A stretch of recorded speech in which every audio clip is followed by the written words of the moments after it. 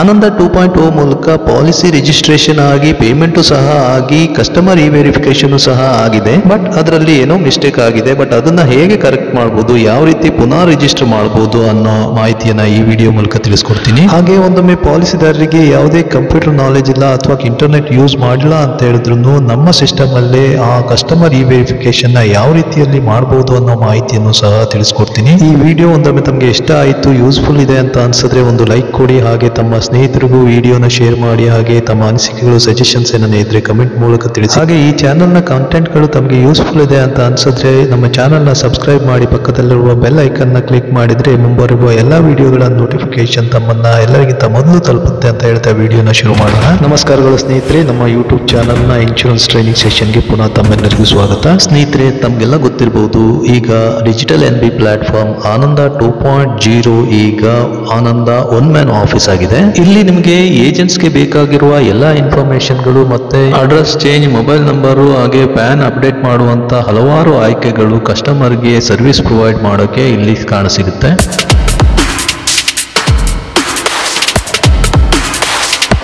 ಈ ಆನಂದ 2.0 ಯೂಸ್ ಮಾಡಿ ಪಾಲಿಸಿನ ಹೇಗೆ ಕಂಪ್ಲೀಟ್ ಮಾಡೋದು ಅನ್ನುವಂತ ಕಂಪ್ಲೀಟ್ ಮಾಹಿತಿ ಇರುವಂತ ವಿಡಿಯೋ ನಮ್ಮ ಚಾನೆಲ್ ನಲ್ಲಿ ಈಗಾಗಲೇ ಲಭ್ಯ ಇದೆ. ಇನ್ನ ಈ ಪ್ರೊಸೀಜರ್ ಗೊತ್ತಿಲ್ಲ ಅಂತ ಹೇಳಿದ್ರೆ ಆ ವಿಡಿಯೋದ ಲಿಂಕ್ ಅನ್ನ ಡಿಸ್ಕ್ರಿಪ್ಷನ್ ಹಾಕಿರ್ತೀನಿ, ಆ ವಿಡಿಯೋವನ್ನ ಒಮ್ಮೆ ವೀಕ್ಷಿಸಿ. ಹಿಂದಿನ ವಿಡಿಯೋದಲ್ಲಿ ಈಗಾಗಲೇ ಪಾಲಿಸಿ ರಿಜಿಸ್ಟರ್ ಆಗಿದೆ, ಬಟ್ ಅದರಲ್ಲಿ ಏನೋ ಮಿಸ್ಟೇಕ್ ಆಗಿದೆ, ಕಸ್ಟಮರ್ ಪೇಮೆಂಟ್ ಮಾಡಿದ್ದಾರೆ, ರಿವೆರಿಫಿಕೇಶನ್ ಮಾಡಿದ್ದಾರೆ ಅಂತ ಹೇಳಿದ್ರೆ ಅಂತ ಪಾಲಿಸಿನ ಪುನಃ ರಿಜಿಸ್ಟರ್ ಮಾಡೋದು ಹೇಗೆ ಅನ್ನೋ ಮಾಹಿತಿಯನ್ನ ತಿಳಿಸ್ಕೊಡ್ತೀನಿ. ಹೊಸದಾಗಿ ರಿಕ್ರೂಟ್ ಆಗಿರುವಂತಹ ನಮ್ಮ ಏಜೆಂಟ್ ಒಬ್ರು ಆನಂದ ಪ್ಲಾಟ್ಫಾರ್ಮ್ ಯೂಸ್ ಮಾಡಿ ಮೊದಲ ಬಾರಿಗೆ ಪಾಲಿಸಿನ ರಿಜಿಸ್ಟರ್ ಮಾಡಿದ್ರು. ಇದರಲ್ಲಿ new term insurance rider sum assured ಸಹ ಸೇರಿಸಿದ್ರು. Non medical general category 3 lady ಆಗಿರೋದ್ರಿಂದ ಮೆಡಿಕಲ್ ಕಂಪಲ್ಸರಿ ಇತ್ತು. ಕಸ್ಟಮರ್ ಹಾಗೆ OTP ನ ಶೇರ್ ಮಾಡಿ ಕಸ್ಟಮರ್ ವೆರಿಫಿಕೇಶನ್ ಮಾಡಿ ಪೇಮೆಂಟ್ ಸಹ ಮಾಡಿದ್ರು. Agents ACR sign MHR sign ಎಲ್ಲ ಆಗಿ ನಂತರ NB ಡಿಪಾರ್ಟ್ಮೆಂಟ್ ಅಲ್ಲಿ ಪಾಲಿಸಿ ಕಂಪ್ಲೀಷನ್ ಮಾಡುವಾಗ ಪಾಲಿಸಿಯಲ್ಲಿ ನ್ಯೂ ಟರ್ಮ್ ಇನ್ಶೂರೆನ್ಸ್ ಆಡ್ ಮಾಡಿದ್ದಾರೆ. ಅದರಿಂದ ಮೆಡಿಕಲ್ ಜೊತೆಗೆ ಪಾಲಿಸಿ ಕಂಪ್ಲೀಟ್ ಮಾಡಬೇಕು ಅನ್ನೋದು ಗೊತ್ತಾಯ್ತು. ಆಗ ಕಸ್ಟಮರ್ಗೆ ಮಾಹಿತಿ ಕೊಟ್ಟಾಗ ನನಗೆ ಟರ್ಮ್ ಇನ್ಶೂರೆನ್ಸ್ ರೈಡರ್ ಸೇರಿಸುವ ಅವಶ್ಯಕತೆ ಇಲ್ಲ, ಪಾಲಿಸಿನ ವಿದೌಟ್ ಟರ್ಮ್ ಇನ್ಶೂರೆನ್ಸ್ ರೈಡರ್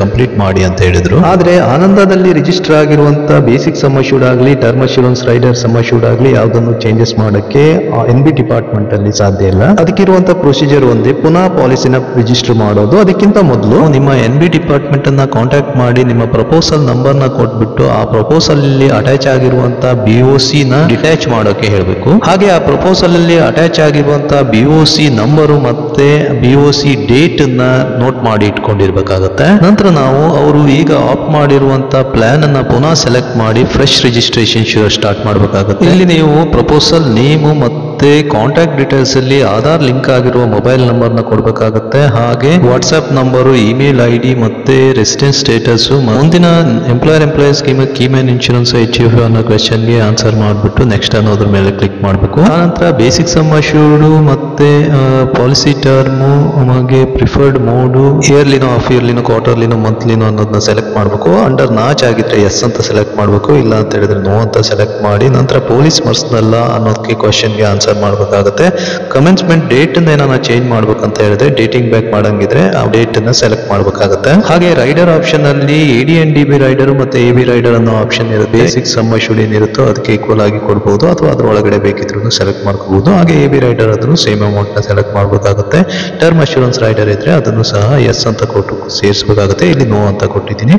ನಂತರ ಕ್ಯಾಲ್ಕುಲೇಟ್ ಅಂತ ಕೊಟ್ಟಾಗ ಇಲ್ಲಿ ಆಪ್ಷನ್ಸ್ ಕಾಣಿಸುತ್ತೆ. ಹಾಗೆ ಇಲ್ಲೊಂದು ಇನ್ಫಾರ್ಮೇಶನ್ ಕೊಡಬೇಕಾಗಿರೋದು ಏನಂತ ಹೇಳಿದ್ರೆ, ಈಗ ನೀವು ಮಂತ್ಲಿ ಆಪ್ಷನ್ ನ ಸೆಲೆಕ್ಟ್ ಮಾಡಿದ್ರೆ 2 ರೀತಿಯ ಆಪ್ಷನ್ಸ್ ಕಾಣುತ್ತೆ. 3 ಇನ್ಸ್ಟಾಲ್ಮೆಂಟ್ ಜೊತೆಗೆ ಪ್ರೀಮಿಯಂ ನ ಪೇ ಮಾಡ್ತಿರೋ ಅಥವಾ ಒಂದೇ ಇನ್ಸ್ಟಾಲ್ಮೆಂಟ್ ಜೊತೆಗೆ ಪ್ರೀಮಿಯಂ ನ ಪೇ ಮಾಡ್ತಿರೋ ಅನ್ನೋದು. ಒಂದೊಮ್ಮೆ 3 ಇನ್ಸ್ಟಾಲ್ಮೆಂಟ್ ಜೊತೆಗೆ ಪಾಲಿಸಿ ಪ್ರೀಮಿಯಂ ನ ಕಟ್ತೀರಿ ಅಂತ ಹೇಳಿದ್ರೆ ಮುಂದಿನ 3 ತಿಂಗಳ ಪ್ರೀಮಿಯಂ ಕಟ್ಟಿ ಆ 3 ತಿಂಗಳ ಒಳಗಡೆ ಇನಾಚ್ ಆಕ್ಟಿವೇಶನ್ ಮಾಡಿಕೊಂಡು 4ನೇ ತಿಂಗಳಿಂದ ಅವರ ಬ್ಯಾಂಕ್ ಅಕೌಂಟ್ ಇಂದ ಡಿಡಕ್ಟ್ ಆಗೋ ತರ ಮಾಡ್ಕೋಬೇಕಾಗುತ್ತೆ. ಒಂದೊಮ್ಮೆ ಇನಾಚ್ ಆಕ್ಟಿವೇಟ್ ಆಗಿಲ್ಲ ಅಂತ ಹೇಳಿದ್ರೆ ಅದು ಡೈರೆಕ್ಟ್ ಆಗಿ ಕ್ವಾರ್ಟರ್ಲಿ ಮೋಡ್ ಗೆ ಕನ್ವರ್ಟ್ ಆಗುತ್ತೆ. ಹಾಗೆ ಒಂದೇ ಕಂತು ಕಟ್ಬಿಟ್ಟು ಈ ಪಾಲಿಸಿನ ರಿಜಿಸ್ಟರ್ ಮಾಡ್ಕೋತೀನಿ ಅಂತ ಹೇಳಿದ್ರೆ ನೀವು ಪ್ರೀಮಿಯಂ ಕ್ಯಾಲ್ಕುಲೇಷನ್ ಆದ ನಂತರ ಕೆಳಗಡೆ ಇರುವಂತಹ single due monthly premium option ನ ಸೆಲೆಕ್ಟ್ ಮಾಡ್ಕೋಬೇಕಾಗುತ್ತೆ. ಹಾಗೆ ಪಾಲಿಸಿ ರಿಜಿಸ್ಟ್ರೇಷನ್ ಮಾಡಿ ಪಾಲಿಸಿ ಪ್ರೀಮಿಯಂ ಕಟ್ಟಿ ಪಾಲಿಸಿ ವೆರಿಫಿಕೇಶನ್ ಆದ ನಂತರ ಪ್ರಪೋಸಲ್ ನಂಬರ್ ಜನರೇಟ್ ಆದ ನಂತರ ನೀವು ಈ ಪಾಲಿಸಿಯ ಇನಾಚ್ ವ್ಯಾಲಿಡಿಟಿ ವ್ಯಾಲಿಡೇಷನ್ ಸಹ ಮಾಡ್ಕೋಬೇಕಾಗುತ್ತೆ. ಆ ನಂತರನೇ ಪಾಲಿಸಿ ನಂಬರ್ ಜನರೇಟ್ ಮಾಡಕ್ಕೆ ಸಾಧ್ಯ ಆಗುತ್ತೆ. ಈ ರೀತಿ ಮಾಡ್ಕೊಂಡಾಗ ಮುಂದಿನ ತಿಂಗಳಿಂದನೇ ಪಾಲಿಸಿ ಅಕೌಂಟ್ ಇಂದನೇ ದುಡ್ಡು ಡಿಡಕ್ಟ್ ಆಗೋಕ್ಕೆ ಶುರುವಾಗುತ್ತೆ. ಇಲ್ಲಿ ನೀವು ಸೇವ್ ಕೋಟ್ ಅನ್ನೋದ್ರ ಮೇಲೆ ಕ್ಲಿಕ್ ಮಾಡಿ ನಂತರ ಕಸ್ಟಮರ್ KYC ಮಾಡ್ಕೋಬೇಕಾಗುತ್ತೆ. ಅದಕ್ಕೆ ನೀವು Aadhaar offline KYC zip file ನ ಪುನಃ ಡೌನ್ಲೋಡ್ ಮಾಡ್ಕೋಬೇಕಾಗುತ್ತೆ. ಈಗ ನಾನು ರಿಜಿಸ್ಟರ್ ಮಾಡ್ತಾ ಇರುವಂತಹ ಕೇಸಲ್ಲಿ ನಮ್ಮ ಏಜೆಂಟು ಆ ಪಾಲಿಸಿ ರಿಜಿಸ್ಟರ್ ಮಾಡುವಾಗ already offline KYC zip file ನ ಡೌನ್ಲೋಡ್ ಮಾಡ್ಕೊಂಡಿದ್ರು. ಅದನ್ನ ನನ್ನ ವಾಟ್ಸ್ಆಪ್ ನಂಬರ್ಗೆ ಕಳಿಸಿದ್ರು. ನಾನು ನನ್ನ ಮೇಲ್ ಅಲ್ಲಿ ಡ್ರಾಫ್ಟ್ ಆಗಿ ಸೇವ್ ಮಾಡ್ಕೊಂಡು ನಂತರ ಲ್ಯಾಪ್ಟಾಪ್ ಅಲ್ಲಿ ಡೌನ್ಲೋಡ್ ಮಾಡ್ಕೊಂಡು ಹಾಗೆ ಈ ಆಫ್ಲೈನ್ KYC ಜಿಪ್ ಫೈಲ್ ನ ಡೌನ್ಲೋಡ್ ಮಾಡುವಾಗ ಕೊಟ್ಟಿರುವಂತ ಶೇರ್ ಕೋಡ್ ಅನ್ನು ಸಹ ಕಲೆಕ್ಟ್ ಮಾಡ್ಕೊಂಡೆ. ಹಾಗೆ ಈ ಎಕ್ಸಾಂಪಲ್ ಅಲ್ಲಿ ನಾನು ಮಂತ್ಲಿ 3 ಡ್ಯೂಸ್ ನ ಸೆಲೆಕ್ಟ್ ಮಾಡಿಕೊಂಡು ಸೇವ್ ಅನ್ನೋದ್ರ ಮೇಲೆ ಕ್ಲಿಕ್ ಮಾಡಿದ ನಂತರ ಇಲ್ಲಿ ನಾನು ಏಜೆಂಟ್ ID ಇಂದನೇ ಲಾಗಿನ್ ಮಾಡಿರೋದ್ರಿಂದ ಇಲ್ಲಿ ಏಜೆಂಟ್ ಡೀಟೇಲ್ಸ್ ಎಲ್ಲ ಬಂದಿದೆ. ಓನ್ಲಿ ಸ್ಯಾಟಲೈಟ್ ಆಫೀಸ್ ಕೋಡ್ ಏನನ್ನ ಸೆಲೆಕ್ಟ್ ಮಾಡ್ಕೋಬೇಕಂದ್ರೆ ಸೆಲೆಕ್ಟ್ ಮಾಡ್ಕೋಬೇಕು. ಅಪ್ಡೇಟ್ ಡೀಟೇಲ್ಸ್ ಅಂತ ಕೊಟ್ರೆ ಏಜೆನ್ಸಿ ಡೀಟೇಲ್ಸ್ ಅಪ್ಡೇಟ್ ಆಗುತ್ತೆ. ಆ ನಂತರ ಪ್ರೊಸೀಡ್ ಟು ಪ್ರಪೋಸಲ್ ಅನ್ನೋದನ್ನ ಕ್ಲಿಕ್ ಮಾಡಿದ ನಂತರ ಕಸ್ಟಮರ್ KYC ಮಾಡೋಕೆ ಕೇಳುತ್ತೆ. ಅಲ್ಲಿ ನಾವು ಮೊಬೈಲ್ ನಂಬರ್ ಆಧಾರ್ ಲಿಂಕ್ ಆಗಿರೋ ಮೊಬೈಲ್ ನಂಬರ್ ಕೊಡಬೇಕು. Aadhaar offline KYC zip file ನ ಡೌನ್ಲೋಡ್ ಮಾಡ್ಕೊಳ್ಳುವಾಗ ಏನು ಶೇರ್ ಕೋಡ್ ಅನ್ನ ಕೊಟ್ಟಿರ್ತೀವೋ ಅದನ್ನೇ ಎಂಟರ್ ಮಾಡಬೇಕಾಗುತ್ತೆ. ನಂತರ ಅಪ್ಲೋಡ್ ಆಪ್ಷನ್ ಹೋಗಿ ಡೌನ್ಲೋಡ್ ಮಾಡಿರುವ Aadhaar offline KYC zip file ನ ಅಪ್ಲೋಡ್ ಮಾಡಬೇಕಾಗುತ್ತೆ. ನಂತರ ಕಂಟಿನ್ಯೂ ಅಂತ ಕೊಟ್ಬಿಟ್ಟು ಮುಂದಕ್ಕೆ ಹೋಗ್ಬೇಕಾಗುತ್ತೆ. ಒಂದೊಮ್ಮೆ ನೀವು Aadhaar offline KYC zip file ನ ಡೌನ್ಲೋಡ್ ಮಾಡಿಲ್ಲ ಅಂತ ಹೇಳಿದ್ರೆ ಹೆಲ್ಪ್ ಅನ್ನೋ ಬಟನ್ ಕಾಣಿಸ್ತಾ ಇದೆಯಲ್ಲ, ಅದ್ರ ಮೇಲೆ ಕ್ಲಿಕ್ ಮಾಡಿದ್ರೆ ಆಧಾರ್ ಸೈಟ್ಗೆ ಹೋಗುವಂತ ಲಿಂಕ್ ಕಾಣಿಸುತ್ತೆ. ಕ್ಲಿಕ್ ಹಿಯರ್ ಟು ಡೌನ್ಲೋಡ್ ಅನ್ನೋ ಗ್ರೀನ್ ಕಲರ್ ಬಟನ್ ಕಾಣಿಸುತ್ತೆ. ಅದ್ರ ಮೇಲೆ ಕ್ಲಿಕ್ ಮಾಡಿ ನಾವು ಆಧಾರ್ ಸೈಟ್ಗೆ ಹೋಗಿ ಡೌನ್ಲೋಡ್ ಮಾಡ್ಕೋಬೇಕಾಗುತ್ತೆ. ನಾವು ಎಂಟರ್ ಮಾಡಿರುವ ಡಾಟಾ ಆಧಾರ್ ಡಾಟಾ ಮ್ಯಾಚ್ ಆಯ್ತು ಅಂತ ಹೇಳಿದ್ರೆ KYC ಕಂಪ್ಲೀಟೆಡ್ ಸಕ್ಸಸ್ಫುಲಿ ಅನ್ನೋ ಮೆಸೇಜ್ ಕಾಣಿಸುತ್ತೆ. ಇಲ್ಲಿ ಯಾವ ಪ್ಲೇಸ್ ಬ್ಲಾಂಕ್ ಆಗಿದೆಯೋ ಯಾವ್ದ್ರ ಮೇಲೆ ರೆಡ್ ಸ್ಟಾರ್ ಇದೆಯೋ ಅದು ಕಂಪಲ್ಸರಿ ಕೊಡಬೇಕಾಗುತ್ತೆ. ಫಾದರ್ ನೇಮ್ ಮದರ್ ನೇಮ್ ಕೊಡಬೇಕು. ನಂತರ ಮ್ಯಾರಿಟಲ್ ಸ್ಟೇಟಸ್ ನ ಸೆಲೆಕ್ಟ್ ಮಾಡ್ಕೋಬೇಕು. IT ಅಸೆಸ್ಸಿನ ಅನ್ನೋದನ್ನ ಸೆಲೆಕ್ಟ್ ಮಾಡ್ಕೋಬೇಕು. ನಂತರ PAN number optional, PAN number ಇದ್ರೆ ಕೊಡಬೇಕು, ಹೆಸರು ಕೊಡಬೇಕು. ಹಾಗೆ ಫಿಸಿಕಲ್ ಬಾಂಡ್ ಕಾಪಿ ಬೇಕಾ ಬೇಡವಾ ಅನ್ನೋ ಆಪ್ಷನ್ ಇರುತ್ತೆ. ಬೇಕಾದ್ರೆ ಎಸ್ ಅಂತ ಕೊಡಬೇಕು, ಬೇಡ ಅಂತ ಹೇಳಿದ್ರೆ ನೋ ಕೊಟ್ರೆ ಯಾವುದೇ ಫಿಸಿಕಲ್ ಡಾಕ್ಯುಮೆಂಟ್ ನ ಕಳಿಸ್ಕೊಡಲ್ಲ. ಕ್ಯಾಟಗರಿ 3 ಲೇಡೀಸ್ ಆಗಿದ್ರೆ ಹಸ್ಬೆಂಡ್ ಹೆಸರು ಮತ್ತೆ ಆಕ್ಯುಪೇಷನ್ ಇನ್ಕಮ್ ನ ಎಂಟರ್ ಮಾಡಬೇಕಾಗುತ್ತೆ. ಹಾಗೆ ಪರ್ಮನೆಂಟ್ ಅಡ್ರೆಸ್ ಆಧಾರಲ್ಲಿ ಏನಿರುತ್ತೋ ಅದೇ ಮೆನ್ಷನ್ ಆಗಿರುತ್ತೆ. ಒಂದೊಮ್ಮೆ ಕಮ್ಯುನಿಕೇಶನ್ ಅಡ್ರೆಸ್ ಏನನ್ನ ಚೇಂಜ್ ಮಾಡಬೇಕು ಅಂತ ಹೇಳಿದ್ರೆ ಆಗ ಅಲ್ಲಿ ಟೈಪ್ ಮಾಡಿ ಎಂಟರ್ ಮಾಡಬೇಕಾಗುತ್ತೆ. ಆ ಅಡ್ರೆಸ್ಗೆ ಮುಂದಿನ ಕಮ್ಯುನಿಕೇಶನ್ ಬಾಂಡ್ ಡಾಕ್ಯುಮೆಂಟ್ ಆಗಲಿ ಎಲ್ಲ ಬರುತ್ತೆ. ಹಾಗೆ ಅಡಿಷನಲ್ ಇನ್ಫಾರ್ಮೇಶನ್ ಅಲ್ಲಿ ಕೇಳಿರುವಂತಹ ಇನ್ಫಾರ್ಮೇಶನ್ ನ ಫೀಡ್ ಮಾಡಬೇಕಾಗುತ್ತೆ. ಇನ್ಕಮ್ ಎಂಪ್ಲಾಯ್ಮೆಂಟ್ ಕ್ಯಾಟಗರಿ ಆದ್ರೆ ಅಲ್ಲಿ ಕೊಡಬೇಕು.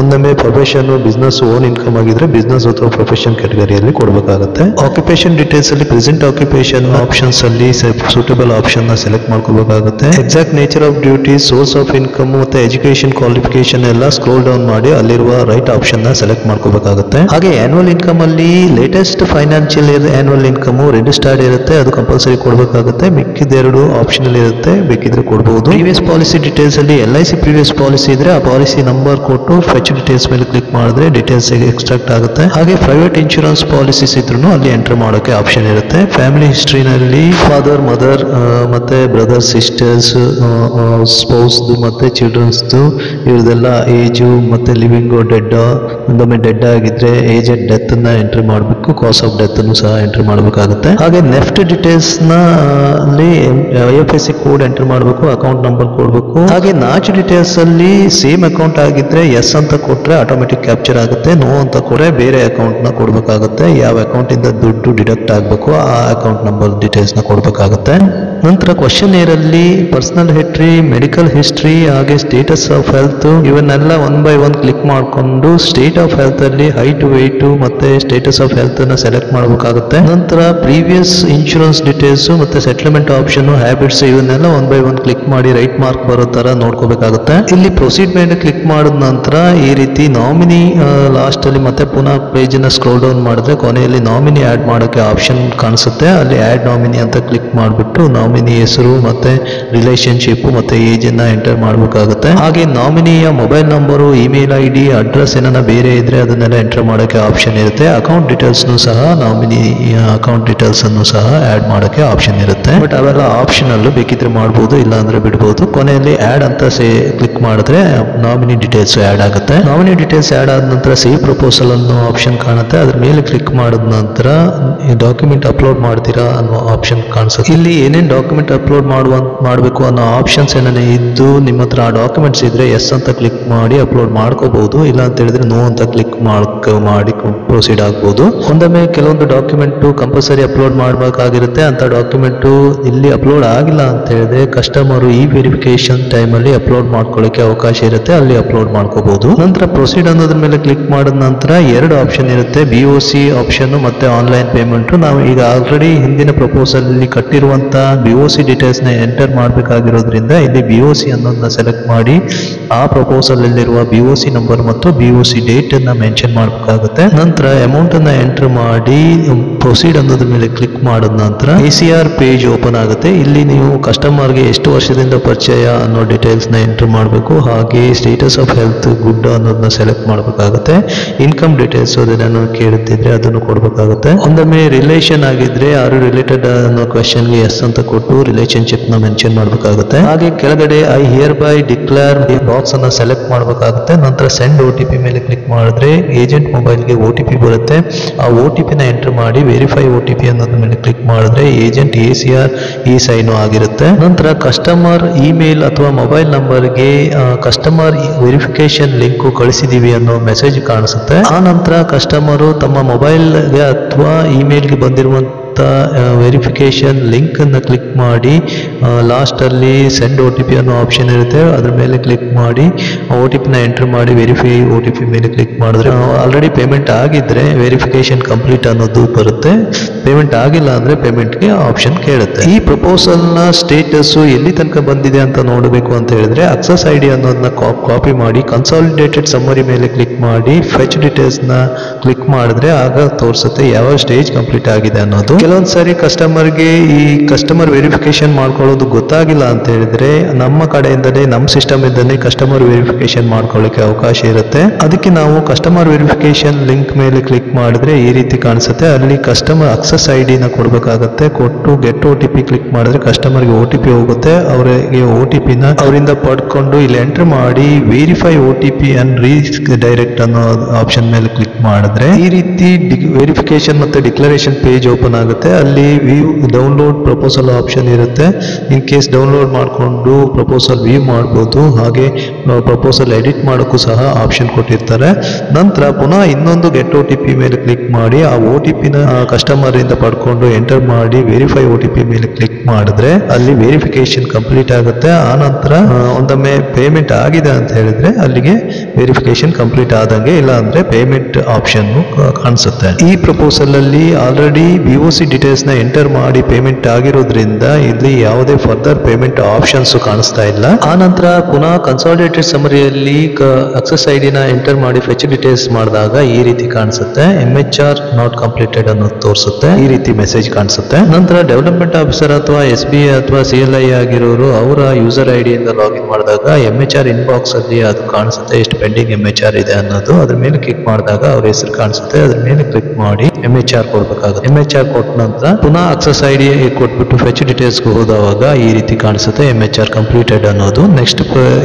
ನೆಕ್ಸ್ಟ್ ಯಾವ್ದು ಪೆಂಡಿಂಗ್ ಇದೆಯೋ ಅದೆಲ್ಲ ಬ್ರಾಂಚ್ NB ಡಿಪಾರ್ಟ್ಮೆಂಟ್ ಅಲ್ಲಿ ಮಾಡಿ ನಂಬರಿಂಗ್ ಎಲ್ಲ ಆಗುತ್ತೆ. ಈ ಇನ್ಫಾರ್ಮೇಶನ್ ಜೊತೆಗೆ ಈ ವಿಡಿಯೋನ ಇಲ್ಲಿಗೆ ಮುಗಿಸ್ತಾ ಇದ್ದೀನಿ. ಒಂದೊಮ್ಮೆ ಈ ವಿಡಿಯೋ ತಮಗೆ ಯೂಸ್ಫುಲ್ ಅಂತ ಅನ್ಸಿದ್ರೆ ಒಂದು ಲೈಕ್ ಕೊಡುವುದನ್ನ ಮರಿಬೇಡಿ. ಹಾಗೆ ತಮ್ಮ ಏಜೆಂಟ್ ಫ್ರೆಂಡ್ಸ್ಗೂ ವಿಡಿಯೋನ ಶೇರ್ ಮಾಡಿ. ಹಾಗೆ ತಮ್ಮ ಅನಿಸಿಕೆಗಳು ಸಜೆಷನ್ಸ್ ಏನಾದ್ರು ಇದ್ರೆ ಕಮೆಂಟ್ ಮೂಲಕ ತಿಳಿಸಿ. ನಮ್ಮ ಚಾನಲ್ನ ಸಬ್ಸ್ಕ್ರೈಬ್ ಮಾಡಿಲ್ಲ ಅಂದ್ರೆ ದಯವಿಟ್ಟು ಸಬ್ಸ್ಕ್ರೈಬ್ ಮಾಡಿ ಸಪೋರ್ಟ್ ಮಾಡಿ. ಧನ್ಯವಾದ.